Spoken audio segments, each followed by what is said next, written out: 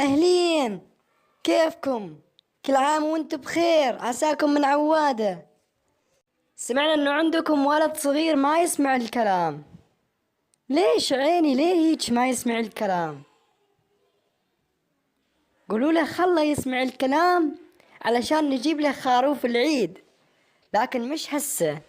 خروف العيد على العيد الجاي مش هسه، لكن هسه راح نجيب له شوكولا، وراح نجيب له ألعاب وهدايا العيد، وراح نجيب له عيدية بعد.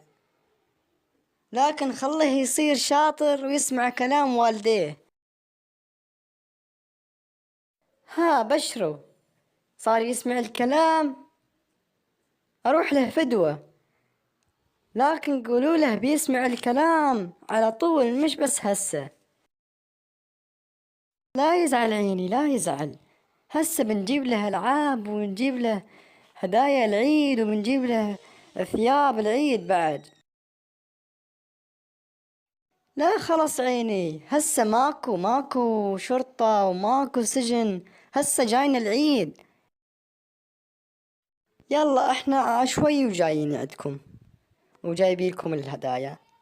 قولوا له خله ينتظرنا. في السنة عنا عيدين، عيد الفطر والأضحى.